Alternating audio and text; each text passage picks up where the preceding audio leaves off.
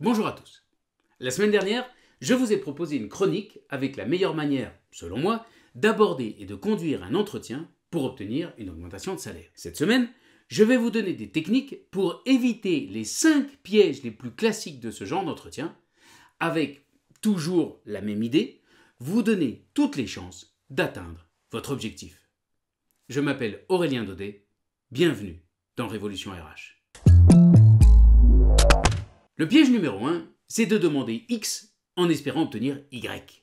Je ne crois pas du tout à la technique de « je vise 10% d'augmentation » en espérant en fait obtenir 5%. D'abord, vous allez arriver avec une énergie floue, parce que vous serez concentré sur 2 objectifs à la fois. Et les personnes en face de vous, bien sûr, ne vont pas forcément être capables de lire dans votre tête que vous avez ces 2 objectifs. En revanche, il est certain que votre position, votre énergie sera moins forte, moins convaincante. Donc, décidez de ce que vous voulez vraiment obtenir, de ce qui vous rendrait vraiment heureuse, et dites-le. Le piège numéro 2, c'est de vous appuyer sur le passé. Je bosse beaucoup avec des équipes dans la finance, et elles ont une devise, qui est d'ailleurs rappelée par l'autorité des marchés financiers. Les performances passées ne préjugent pas des performances futures. Arriver en disant « j'ai fait du bon boulot 2024, donc vous me devez une augmentation en 2025 », ça n'est possible que si c'est le contrat que vous aviez passé avec votre manager au début de 2024. Sinon, pourquoi est-ce que ce que vous avez fait cette année aurait des conséquences sur ce que vous devriez être payé sur l'année à venir? Donc, ne venez pas avec cet esprit « vous me devez », mais arrivez plutôt avec « mon objectif c'est de te convaincre d'augmenter mon salaire de 7% à partir du 1er janvier 2025 », ce que je vous ai montré la semaine dernière, et enchaînez avec « qu'est-ce qui pourrait te convaincre ?» Et peut-être que votre manager va vous dire « il faudra que tu atteignes tel ou tel objectif en 2025 ». Et là, répétez bien « qu'est-ce qui pourrait te convaincre d'augmenter mon salaire à partir du 1er janvier 2025 ?» Et peut-être que vous allez voir apparaître d'autres leviers, ou peut-être que vous allez négocier sur des objectifs, par exemple sur le premier trimestre, au lieu d'un objectif sur l'ensemble de l'année. Le piège numéro 3, c'est de laisser rentrer dans la négociation des personnes qui ne sont pas présentes dans la salle.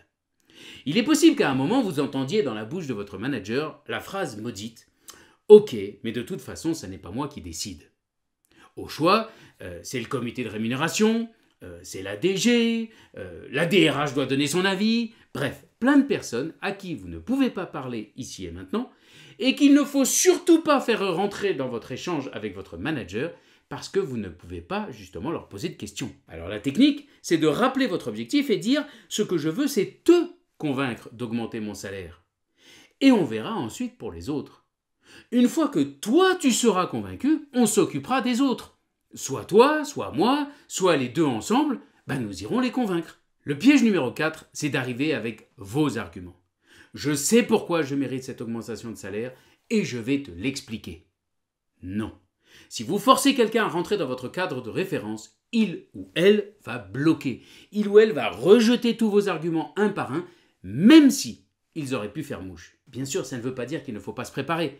Et je vous l'ai dit dans la préparation, l'étape la plus importante, c'est de définir votre objectif.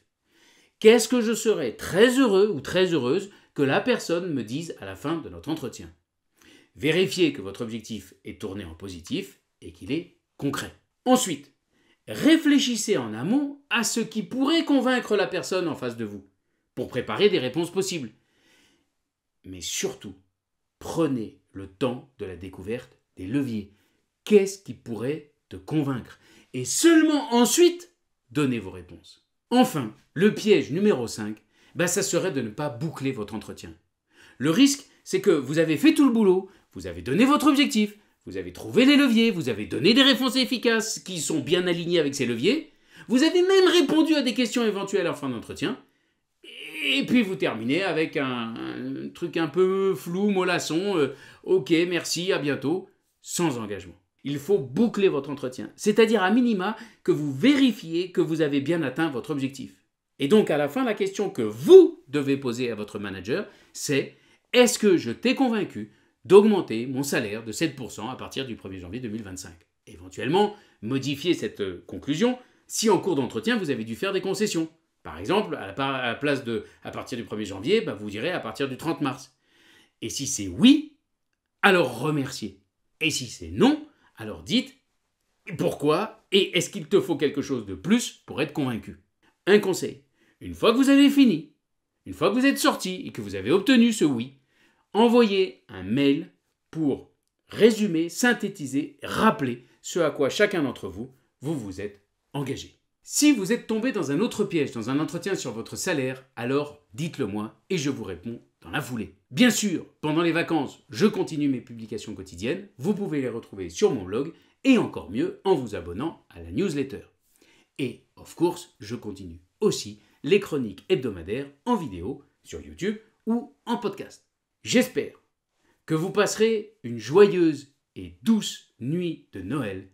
Feliz Navidad a todos.